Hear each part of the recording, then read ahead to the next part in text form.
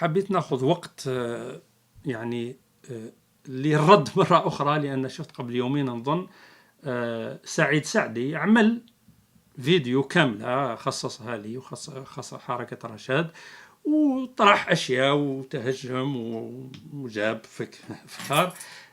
أرى من الضروري أن أرد عليها كالعادة. يعني هو يتكلم بالفرنسية، يعني طبعا ما فيش إشكال، أنا ما عنديش إشكال تاع لغات، أرد عليه كذلك. Donc, Saïd Saadi a fait une vidéo, il s'adresse à moi directement, nommément, il s'adresse aussi au mouvement Rachad.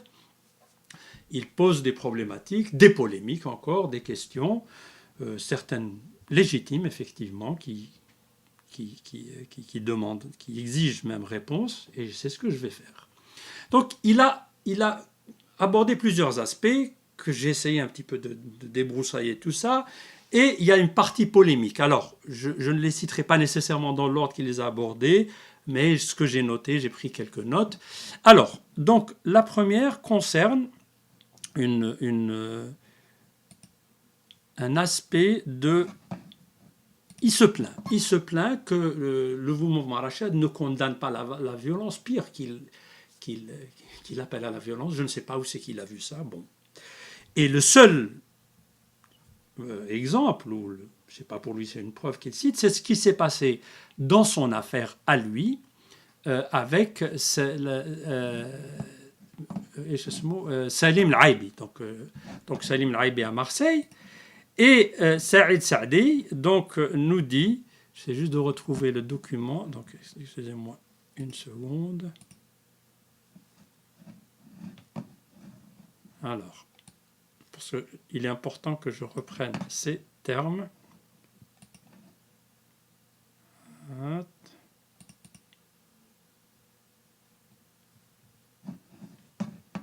Donc, il dit qu'il a une affaire avec Salim Al-Aïbi, et que Salim Al-Aïbi, on a tous vu dans une vidéo qu'il interpelle avec d'une façon un peu, c'est vrai, à voix haute, en l'accusant d'être le complice des généraux, je ne sais, enfin j'ai vu la vidéo. Et puis à un moment donné, on voit que Saïd Saadi qui s'énerve, bon, je ne sais pas comment les choses sont passées, et il va, et je crois qu'il assène un coup, il essaie de frapper, ou je ne sais quoi, ou Salim Al-Aïbi. Donc ça, c'est ce qu'on a vu dans la vidéo. Après, Saïd Saadi dit que il a déposé plainte, et je crois que Salim Al-Aïbi aussi, il dit qu'il a déposé plainte, et que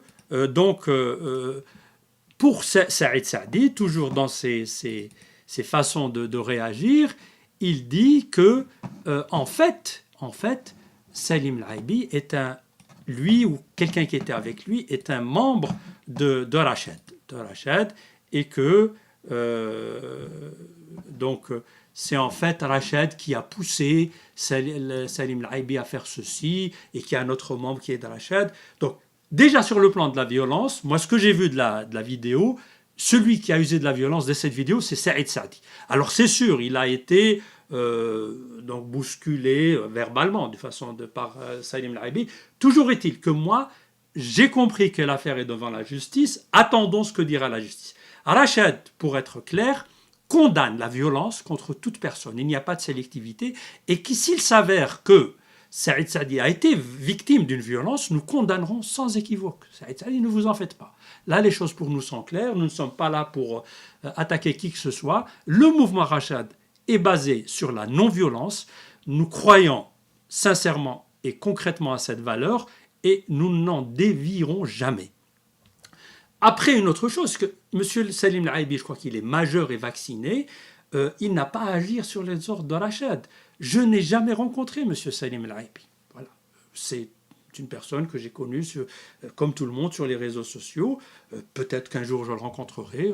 Il a son mot à dire politiquement, il a l'air d'être assez actif, mais il n'est pas lié à Rachad, M. Saïd Saadi. Ouais. Et puis, encore une fois, attendons ce que dira la justice, comme vous le mentionnez. Alors, un autre point que M. Saïd Saadi soulève, c'est l'affaire de Qasdi Mirbah. Qasdi Mirbah, Allah yarhamou. Je ne sais pas s'il y a un lien, je sais qu'il est parent, enfin, je crois que l'Aïbi est neveu de de Saïd Saadi. Est-ce que Saïd Saadi voulait un peu amadouer l'Aïbi? Il faut lui dire attention, hein, voilà, la mort de votre oncle ou je ne sais quoi est un peu liée à ce groupe dangereux, funeste qui s'appelle Rachad. Et que dit à ce propos Saïd Saadi? Donc je vais reprendre ces termes. Alors, sur l'affaire, Monsieur Dina, donc je lis, c'est un transcript donc de la vidéo de Saïd Saadi. Vous avez été en contact avec l'ancien patron de la sécurité militaire Qasdi Merbah quand il voulait se remettre en selle et revenir pour partager le pouvoir. Qasdi Merbah a été assassiné à cause des contacts qu'il a eus avec vous, donc on parle de moi, parce qu'au même moment, un autre clan du système manipulait un clan islamique opposé au vôtre pour essayer de pérenniser le système politique en place. Ce sont là des relations secrètes. Alors, monsieur Saïd Saadi, je crois qu'il est passé maître dans des élucubrations, des déductions, des découvertes qu'il fait lui-même. Alors moi, je vais être clair, net et précis. Je n'ai jamais, je dis bien jamais, rencontré ni eu des contacts directs ou indirects, soit par téléphone, par courrier, par messager, par personne interposée, avec feu Qasdi Merbah. Jamais de la vie. Ni à Genève, ni en Algérie, ni sur Mars. D'accord? Que les choses soient clairement dites. Donc maintenant, si vous affirmez le contraire, tfaddal encore une fois, Monsieur Saïd Saadi, et donnez vos éléments. Je ne parle même pas de preuves. Des bribes, des indices, voilà, qui montreraient que peut-être, voilà, Dina a rencontré Qasdi Merbah. Je vous mets au défi de le faire. Alors je sais ce que vous allez dire. Ah, Dina, il se dérobe, il se cache. Mais c'est vous qui avez un problème, et vos semblables, Saïd Saadi. Vous lancez des accusations, et le béaba des accusations, et même du droit, c'est à la personne qui affirme quelque chose d'en apporter la preuve. Moi, je dis que ça n'existe pas. Et vous savez que Saïd Saadi, je suis dans un parcours depuis plus de 30 ans. J'affronte des gens comme vous, du pouvoir, etc., qui ont fait des accusations. Et à ce jour, aucun n'a pu me tenir tête quand je fais un face-à-face et que je lui demande des preuves. Alors, je ne suis pas un surhumain, je suis une personne normale comme tout le monde. Mais, donc ça prouve quoi? C'est vous qui lancez des accusations gratuites. D'accord? Je ne sais pas qui sont vos sources, on vous a peut-être manipulé ou vous donnez du n'importe quoi, mais je vous dis, monsieur Saïd Saadi, je n'ai eu aucun contact d'une quelque façon que ce soit avec Qasdi Merbah. Donc après toutes vos déductions et ça, tombe à l'eau. Kulchi. Frère, klam fil frère. D'accord? Alors, un autre point qu'il cite, donc je sais que j'ai bien suivi les échanges entre vous et M. Hicham Aboud, qui vous a, il a amené des éléments, je ne suis pas là pour les juger, il vous accuse de choses graves, apparemment il a des documents ou je ne sais quoi, vous dites que vous allez régler ça, encore une fois, devant la justice, faites, moi je n'ai pas à me prononcer dessus. Pour mes relations avec Aboud, elles sont tout à fait claires. Aboud, je l'ai connu il y a quelques années, depuis qu'il est établi en France, en tant que journaliste indépendant, comme il se plaît et insiste à se présenter lui, et je n'ai aucune raison d'en douter de toute façon, et il dit qu'il n'a aucun lien avec quelque mouvement ou parti que ce soit. Il s'en prévaut. Il ne cache pas qu'il a été officier du DRS, donc je crois qu'il en est même fier, hein, donc libre à lui. Donc il n'a de lien avec aucun mouvement, a fortiori aucun lien avec le mouvement Rachad. Moi, je l'ai rencontré à quelques reprises. Il y a une relation de respect entre nous, comme avec d'autres personnes d'ailleurs. Maintenant, encore une fois, Aboud est majeur, vacciné, il saura vous répondre. En tout cas, je ne fais pas de collusion ni de manigance avec lui pour vous attaquer, M. Saïd Saadi. Vous avez un problème avec Aboud, réglez-le avec Aboud, et comme vous avez dit, la justice, on attendra ce que dira la justice. Et moi, je n'ai pas à prendre parti. Voilà. Mais je sais qu'il vous accuse de choses quand même qui pose question. Hein. Donc voilà, à vous d'y répondre. Alors, un autre plan qui revient encore et donc, que dit Saïd Saadi sur la question Monsieur Dina s'indigne des citoyens, donc Saïd Saadi parle au nom des citoyens, je vous l'accorde, qui s'interroge sur les immenses moyens et la grande logistique d'une organisation qui regroupe un groupuscule de militants. Il parle de Rachad. Et puis il dit d'où vient cet argent. Il cite Zetot qui a fixé son cordon ombilical à Ankara et Doha. Et il dit, Monsieur Dina, me somme de répondre, parce que je l'ai dit sur toi, t'es bien, parce que on y reviendra, mais s'indigne, donc moi je m'indigne de ceux qui posent la question de la source de financement de Rachad. C'est la mentalité totalitaire. Alors si Saïd Saadi, je ne m'indigne nullement qu'un citoyen, comme vous y dites, ou autre, parce que, bon, pose la question. D'où viennent les moyens de Rachad, qui vous finance? Ça ne m'indigne pas du tout. Je trouve que c'est une question même saine, que les gens ont tout à fait le droit de poser, et que j'y réponds. Maintenant, le problème avec vous, Saïd Saadi, et vos acolytes, c'est que vous déclarez, vous proclamez, et ça c'est une démarche, on en viendra sur votre façon de penser, et que pour vous c'est des vérités indiscutables et irréfragables, et qu'il m'appartient à moi d'apporter la preuve que je n'ai pas fait quelque chose.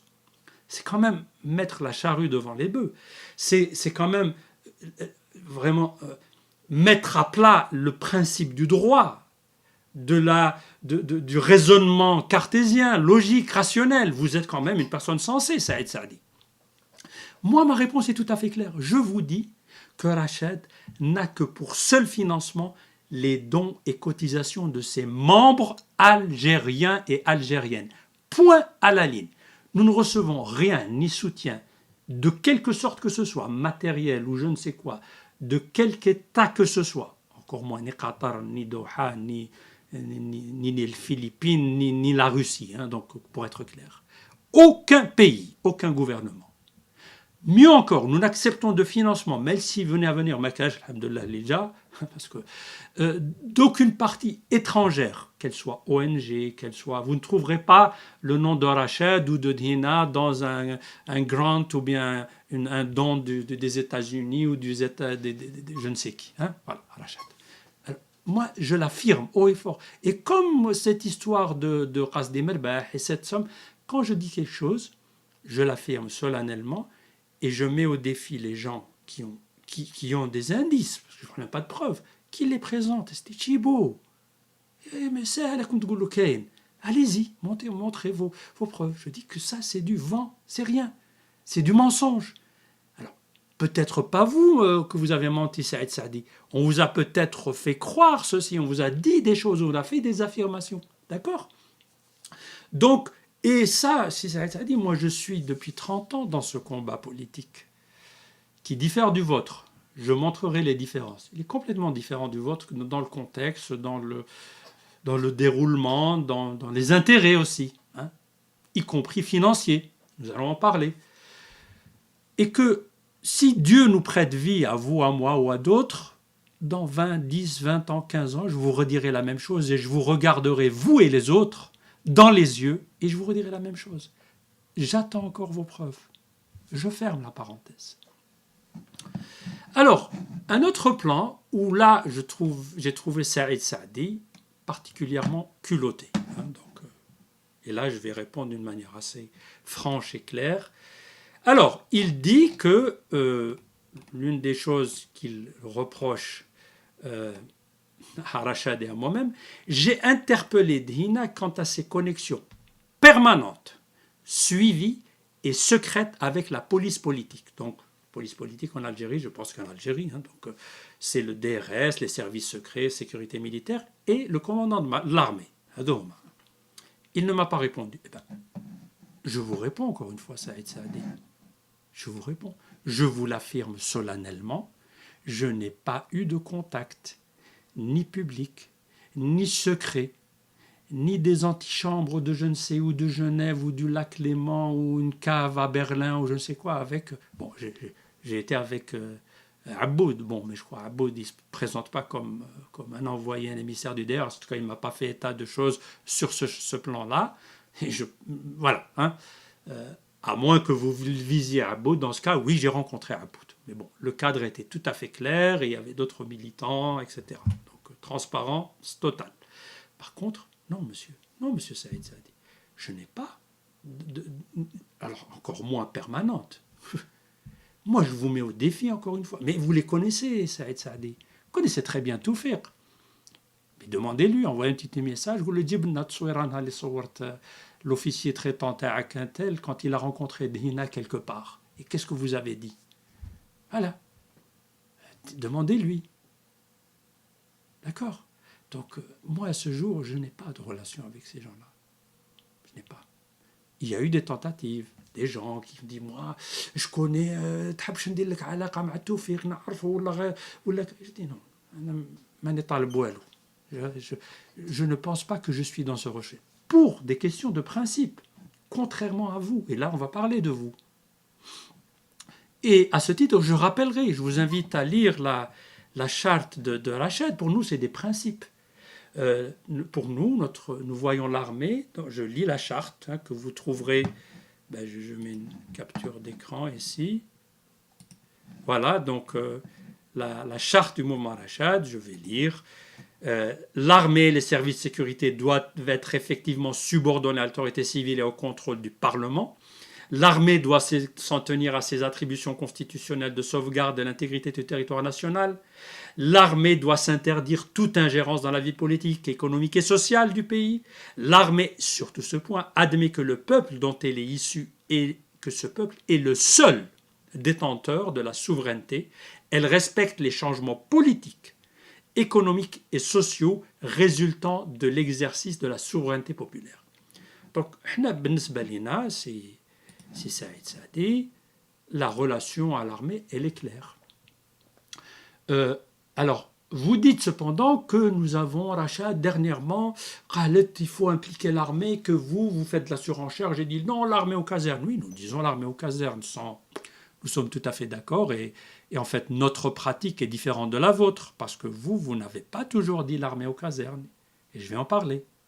Vous avez longuement côtoyé les services de votre propre aveu, qui est dans la vidéo, vous dites que vous avez rencontré à plusieurs reprises. Il y a d'autres éléments aussi. Alors, je ne vais pas reciter ce qu'a dit Nordina Hamouda et Omar Harbi, vos anciens collègues du RCD, donc ce n'est pas moi. Alors, vous mettez un contexte, nous ne les avons pas rencontrés, si Saïd Saadi. Vous vous attaquez à l'Arbi Zetot. Je tiens juste à vous rappeler que Mohamed l'Arbi Zetot, quand il a été le premier, je dirais, homme politique algérien, en live, en mondovision, quand il est passé sur la télévision, a exhibé la photo de Toufiq et de ses Ammari ou Shabou, dont vous ne parlez pas trop, je sais pas. Vous avez encore des accointances avec certains, comme Nazar et tout, recherchés pour crimes de guerre, etc. Crimes contre l'humanité, pardon. Crimes contre l'humanité. Donc, cela, l'Arbi Zetot, quand il a montré ces photos, vous étiez dans un autre monde. Vous étiez dans le cocon, bien au chaud avec ces généraux, avec une très forte proximité. Et donc vous dites que Rachad dit que l'armée doit s'impliquer. Ce que nous avons dit est tout à fait transparent, clair. Nous avons une approche sur le fond qui est bien explicitée. Nous avons été, à ma connaissance, les seuls à avoir vraiment décortiqué un point essentiel de la pensée politique qui est le contrôle démocratique effectif des services de sécurité et de l'armée. Nous avons émis des propositions politiques concrètes à ce sujet, sur le fonctionnement, en parlant notamment de la nécessité d'avoir un ministre de la Défense civile, du rôle du contrôle du Parlement, quels sont les organes, des choses assez techniques même, que l'administration du ministère de la Défense doit être confiée en majorité à des civils, pas seulement le ministre, etc. Je vous invite à lire la littérature de Rachad sur ce plan. Alors, pour ce qui est de la crise que nous vivons maintenant, ce changement, nous disons que ce qui est le moins coûteux, le plus réaliste dans la conjoncture actuelle, est compatible avec cette nécessité de civilianisation de la vie politique algérienne, c'est qu'il faut impliquer l'état-major de l'armée, mais d'une façon transparente et inclusive pendant une période de transition. Donc, les militaires devront s'engager directement, publiquement, lors d'un dialogue national ouvert où participe toute la classe politique, la société civile, pour convenir d'une phase de transition. Et toute discussion avec eux doit se faire dans un cadre bien sûr multilatéral, dans la transparence, et surtout que le peuple soit témoin que l'état-major a pris l'engagement d'aller vers cette civilianisation de la vie politique. Point à la ligne. Nous n'avons jamais parlé de combine, et c'est pour ça que nous n'avons pas rencontré l'état-major de l'armée. Nous ne le ferons pas. Nous ne le ferons pas. Nous demandons à ce que ceci se fasse dans la transparence. À la limite, qu'on ait un contact, qu'on ait dans le futur, je ne dis pas qu'il a eu lieu, je ne fais pas moi parce que je connais votre... que quelqu'un dise, écoutez, on veut voir avec les différents partis, peut-être même vous aussi, Saïd Saadi et d'autres, pour convenir, préparer cette conférence nationale. Oui, là, on peut en parler. Mais le fond du travail ne se fera que dans ce cadre-là. Alors, pour revenir maintenant, donc là, je pense avoir explicité le cadre de Rached, les liens avec Tawfiq Madiane et d'autres, donc j'ai parlé de Nazar Al-Ammari à l'époque, qui, je vous rappelle aussi que la présidentielle de 2004, vous avez dit en pleine campagne que cette fois on a des assurances, ils ne vont pas laisser passer Bouteflika, que vous avez soutenu par ailleurs en 99, en 99, il faut le rappeler. Donc vous êtes un petit peu un opposant au régime de la dernière heure. Donc vous l'avez été peut-être pendant les années 80. Je n'ai pas de raison de douter de la sincérité de votre combat pour le combat pour la culture berbère, etc., les années 80, etc. Mais allez, moi je ne suis pas là pour mettre en doute votre sincérité. Mais après, on vous a enrôlé dans un autre processus, M. Saïd Saadi. Et ça, vous ne pouvez pas le nier. Vous avez eu des contacts soutenus avec Tawfiq. Vous le reconnaissez vous-même, avec d'autres, l'Ammari, etc.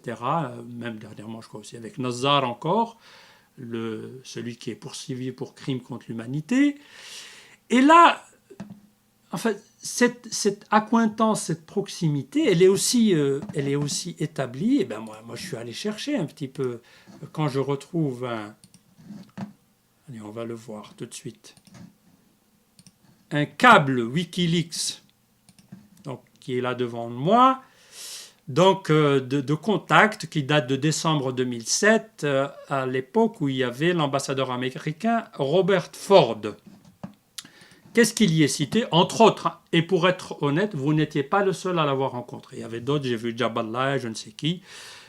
Bon, c'est à la limite, je dirais, du tolérable, mais dans un pays comme l'Algérie, dans la décadence, les problèmes de sécurité nationale, de souveraineté, ceux qui rencontrent trop souvent des ambassadeurs étrangers, ceci quand même pose un problème, je vous le dirai. Alors, non pas que je vous accuse de collusion avec des forces étrangères et tout, je ne touche pas à ces choses-là sans qu'il y ait des preuves irréfutables. Donc, là, par contre, ce qui a été dit, quand je lis donc ce que dit l'ambassadeur Ford dans Wikileaks, Saïd Saadi, who maintains contacts with elements of the Algerian military and security services.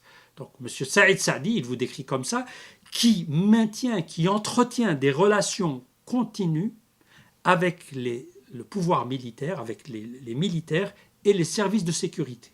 Donc, bon. Après, vous pouvez me dire que non, il n'a pas bien compris. Allez, à vous de répondre.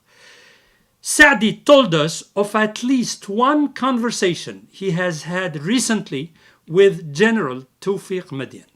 Et Saïd Saadi nous a fait part d'au moins une entrevue récente qu'il a eue avec le général Tawfiq. Donc, c'est un secret de polichinelle, donc vos entretiens et vos contacts soutenus avec Tawfiq.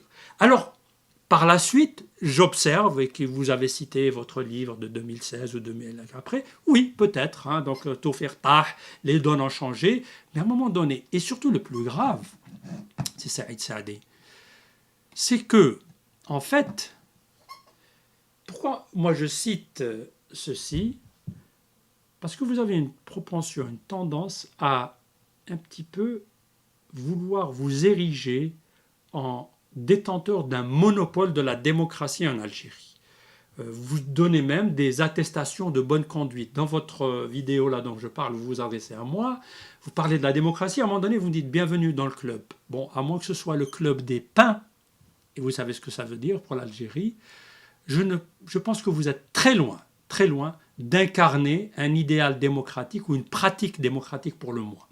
Au-delà du verbiage facile, des affirmations gratuites, mais la pratique, je pense que vous avez un gros problème. Alors bien sûr, vous m'interpellez sur l'égalité des sexes, je vous le redis, je n'ai aucun problème avec l'égalité des sexes. Je ne vois pas ce que vous avez fait de plus que moi dans la pratique sur ce plan. Le verbiage, l'objet. Le droit de croire ou de ne pas croire, mais faites ce que bon vous semble, monsieur Saïd Saadi. Affichez-vous comme le premier athée du monde, ça ne m'empêchera pas de dormir. Dans l'Algérie de demain, vous aurez votre place et vous habiterez.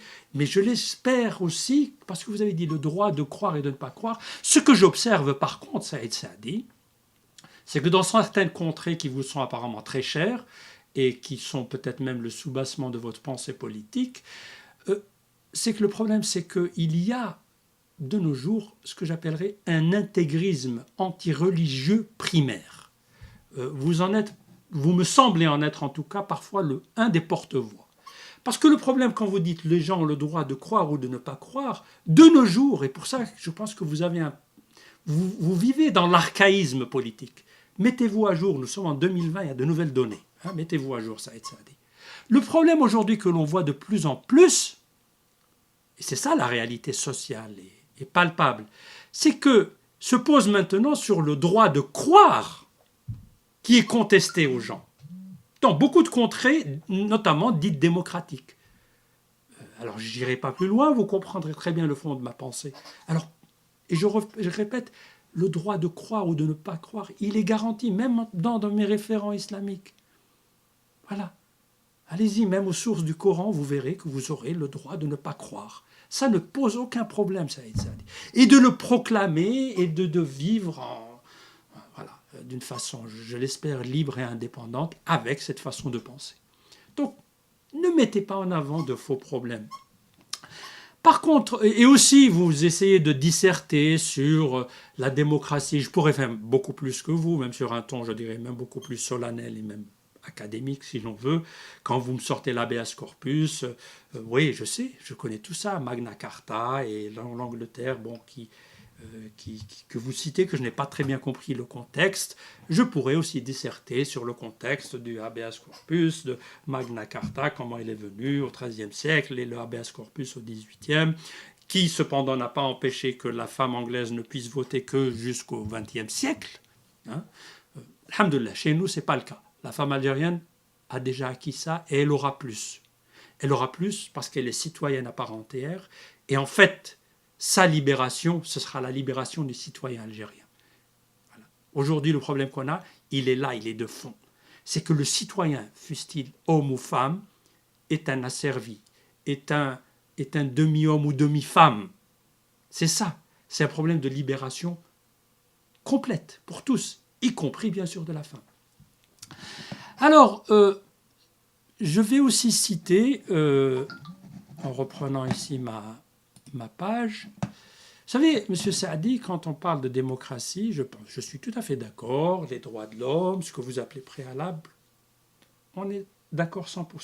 Il y a aussi des fondements que vous semblez oublier, ou que vous feignez d'oublier.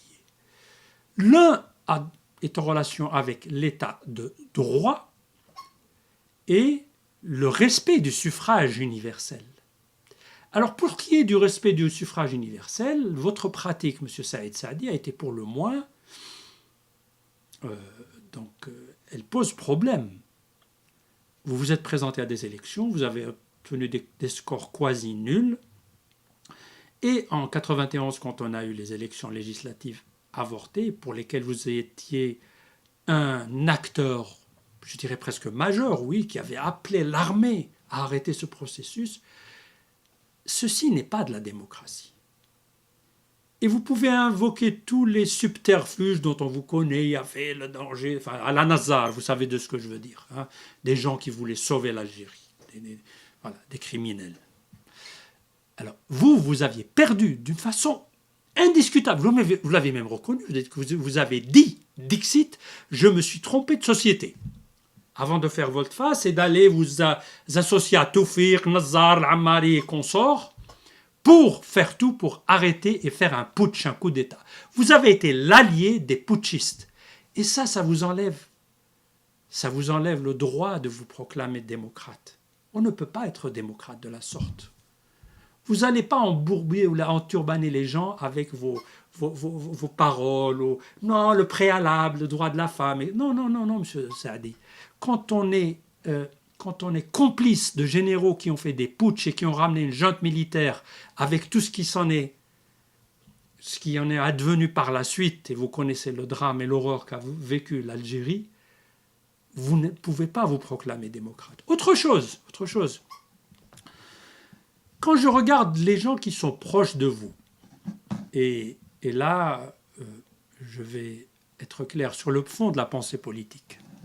M. Saïd Saadi, quand je cherche sur Internet, je trouve que l'un de vos amis, de vos proches, sur le site de M. Bernard-Henri Lévy, son site, bernardhenrilévy.com. Alors, il vous cite comme étant un ami très proche. Hein, il parle de vous avec une très grande intimité, amitié. Voilà, c'est un proche de lui. Il vous admire quelque part. Alors, et là, la photo, donc vous êtes bien habillé en costume avec une jolie cravate papillon. C'était dans le Festival de Cannes en mai 2008, en marge de la présentation du film Je lis un de M. Daniel Lecomte et Philippe Val sur l'affaire des caricatures de Mahomet. Val était alors directeur de l'hebdo satirique Charlie Hebdo. Saadi et Lévy l'avaient beaucoup soutenu. Bon, libre à vous. Et puis, bon, je fais aussi donc on dit en anglais un caveat emptor, c'est-à-dire que juste pour ne pas laisser des mauvaises interprétations. Monsieur Bernard-Henri Lévy, je n'en parle pas parce que son origine, qu'il soit juif ou... Non. Je ne nage pas dans ces eaux-là. Je sais très bien que vous aimeriez bien rebondir sur des notions d'antisémitisme pour plaire à certains, etc. Je ne suis pas dans ça. Bernard Lévy, j'ai même pas de problème avec des gens de confession juive. J'ai même des amis. Vous savez, quand j'ai été emprisonné à Paris en 2012, l'une des personnes qui m'a soutenu, Noam Chomsky, est un juif que j'ai connu au MIT. J'ai travaillé avec des personnes qui m'ont soutenu sur un travail des droits de l'homme, comme M. Richard Falk, qui est aussi un juif, professeur de droit à Princeton. Donc ne me faites pas les sauces, parce que je connais vos méthodes. Hein. Donc, je parle d'une chose très concrète. Vous savez laquelle? Je vais venir. La chose concrète dont je parle, c'est que ce M. Lévy, sur un plan politique, hein, soyons clairs. Qu'est-ce qu'il dit? Oui, donc ça c'est sa page Twitter hein, que je mets à l'écran. Est-ce qu'elle y est? Non, elle est là. La page Twitter de M. Bernard-Henri Lévy.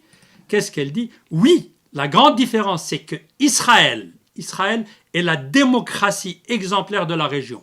Alors que BDS, je vous rappelle ce que c'est que BDS, c'est Boycott, Disinvest, la fameuse campagne non violente de boycott d'Israël sur un plan économique, pour faire pression dessus, sur le modèle qui a été fait contre l'Afrique du Sud pendant l'apartheid. Et on revient à l'apartheid. Alors BDS, pour M. Lévy, elle est généalogiquement fasciste. Vous voyez le ton. Hein, ça rappelle certains quand on parle d'autres. C'est-à-dire que l'autre, pour le détruire, s'il n'est pas d'accord avec lui, il est islamiste, intégriste, fasciste, terroriste. Voilà, c'est le verbiage de ces gens creux qui sont eux-mêmes, on va voir qui ils sont. Actuellement totalitaire, oui, je vous ai entendu dire le mot totalitaire, M. Saïd Saadi, plusieurs fois. Je crois savoir que oui, vous êtes très proche de M. Henri Lévy. Et potentiellement fauteur, potentiellement toujours, hein, ça vous rappelle, potentiellement le fils va nous faire, il va faire peur aux gens. Voilà. Non de paix mais de guerre. Alors, M. Saïd Saadi, parlant démocratie, donc est-ce que vous considérez Israël, parce que c'est ce que dit votre ami Lévy, comme un modèle de démocratie? Est-ce que Israël, pour vous, est un modèle de respect de l'égalité des sexes? Allez demander un petit peu comment s'opèrent les jugements dans les tribunaux rabbiniques. Aussi en France, hein, ils existent, hein, vous pouvez le faire. Ce n'est pas un exemple de traitement égalitaire des textes, des sexes, pardon. Hein. Allez demander aussi à M. Lévy ce qu'il pense d'un principe fondamental de la démocratie, de l'égalité des citoyens, de l'égalité devant la loi. Est-ce qu'un petit Palestinien de Gaza ou de la Cisjordanie a les mêmes droits qu'un juif d'Israël? C'est un État qui pratique l'apartheid à ciel ouvert. Alors j'aimerais bien que la prochaine fois que vous rencontriez Monsieur Bernard-Henri Lévy, que tu lui dis hey, Bernard, sois pas totalitaire quand même, hein, soutiens pas Israël. Allez, c'est ça aussi la démocratie, M. Saïd Saadi. Et là, ça me pose un problème de fond avec vous, c'est Saïd Saadi. Donc, votre discours, votre façon de penser, il y a un problème qui se pose chez vous. Autre chose pour la démocratie, M. Saïd Saadi, et là je vais être aussi très clair, c'est que quand vous parlez des biens, etc., vous reconnaissez, après la polémique que vous avez seulement 3 biens. Donc, assez luxueux, je dirais même très luxueux à Alger, et aussi en Europe, en France, vous avez des biens. Alors, le principe démocratique de base, dans les pays démocratiques où la démocratie est fortement ancrée, et où la pratique est claire, l'un des critères, c'est le fait que l'égalité devant la loi. Et notamment, cette loi est très sévère, l'état de droit est très sévère vis-à-vis surtout du monde politique et des politiques et leur relation à l'argent. C'est-à-dire, on ne tolère pas que quelqu'un qui exerce un mandat politique, qui soit aussi membre président d'un parti politique ou ce que vous voulez, abuse et se remplisse les poches, pour être clair. Hein. Ça, c'est aussi un principe fondamental de l'état de droit démocratique. Alors, si Saïd Saadi, vous avez dit que vous avez travaillé, et moi je prends vos paroles, pendant plus de 15 ans. Donc pour vous, quelqu'un qui a travaillé pendant 15 ans dans des hôpitaux en Algérie pendant les années 80-90, se fait assez de pognon et de thunes, comme disent nos jeunes, pour aller s'acheter une villa luxueuse à Hedra ou je ne sais où, et des biens immobiliers en France. Vous croyez que c'est crédible ça, M. Saïd Saadi? Vous croyez que c'est crédible? Et vous allez nous faire croire que ceci n'a aucune relation avec vos accointances, avec un régime qui a été connu. C'est sa pratique quotidienne, le lion jusqu'à aujourd'hui. Et on achète des trucs et on donne. Vous connaissez ça mieux que moi. Alors, sur ce plan aussi, nous avons une conception totalement différente de la politique, M. Saïd Saadi. Vous savez que moi, je suis arrivé en Suisse à l'âge de 26 ans, je venais juste de terminer mon doctorat, pour être engagé dans une des plus grandes universités. Donc, si j'avais suivi le cursus normal, comme c'est ce que me reprochent certains de mes proches aussi, dans ce monde politique, mais sous une autre philosophie. Je suis allé à la politique pour être du côté des mahgourin, de ce que vous et toi étaient semblables appeler les va-nu-pieds, les morveux, hein, les claquettes ou je ne sais pas quoi, ils me choubent les claquettes, hein, donc les infrahumains, vous avez utilisé ces termes, peut-être pas vous, mais certains, la nébuleuse Stark. C'est pour ça que je suis allé vers cela. Alors, je ne suis ni un Robin des Bois, juste parce que j'ai pas accepté. Hein. J'ai eu quelque chose j'ai compris certaines lectures qui m'ont même inspiré quand je lis des œuvres immenses qui mettent à Frantz Fanon, quand il parle des damnés de la terre, ça vous touche ces choses-là. Alors moi, mon cheminement, c'est que ça fait plus de 30 ans que je vis dans ce pays, c'est un pays riche où les salaires sont hauts, et que normalement, j'aurais pu me retrouver avec des biens immobiliers dans ces pays riches, d'une façon tout à fait légale, transparente.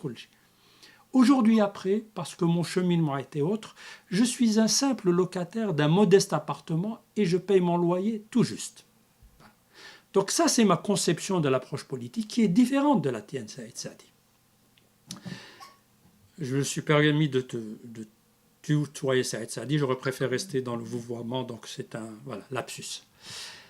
Dernier point que vous mentionnez, c'est la mazérité. Vous me dites, ouais, tu ne me même pas Azoul. Écoutez, Saïd Saadi, ne jouez pas de la mazérité. Vous n'êtes pas, comme sur le plan de la démocratie, vous êtes loin de représenter la pensée amazigh ou là encore moins d'avoir l'exclusivité de la défendre. Rachad, et pour moi personnellement, nous n'avons aucun problème avec la mazirité, bien au contraire. Nous la considérons comme un constituant fondamental de notre identité. Nous avons soutenu toujours, je vous mets au défi encore, alors que les autres oui, oui, il y a aujourd'hui même des partis dits islamistes, l'autre version, les pseudo-démocrates, les généraux, il y a des boulahia et des islamistes, les généraux, qui ont aussi profité de la même façon qu'ils maintiennent avec sur le plan financier, etc. Kif kif.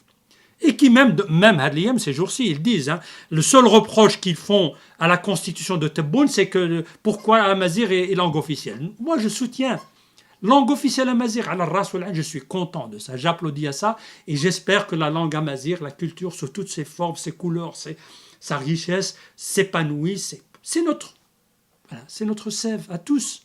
Alors, c'est vrai, moi, je ne parle pas le kabyle. C'est aussi le cas de nombre de parents, parce que je suis lié par des liens de sang à des Kabyles. Jamais le problème ne s'est posé, qui ne parlent pas kabyle aussi. C'est un manque là, ça c'est notre... j'ai connu aussi des liens familiaux, des vieilles dames kabyles, je leur en veux pas, bien au contraire. Elles sont d'une gentillesse et on a des liens forts, extraordinaires, aucun problème. Donc ne créez pas des problèmes, il n'y en a pas. Pourquoi je ne dis pas Azul? C'est juste ma façon de parler. C'est pas par mépris pour cette langue. Au contraire, je le dirai. Azul, si ça fait plaisir à mes frères et sœurs kabyliens, je n'ai aucun problème. Je dis salam alaykoum parce que c'est quand même aussi très profond. C'est un terme qui est universel, on le retrouve dans d'autres langues, qui invite à la paix. C'est tout. Sans chauvinisme pour une langue ou la peau. C'est des choses qui sont... Par contre, vous, Saïd Saadi, vous avez un problème. Vous avez un problème en Kabylie même.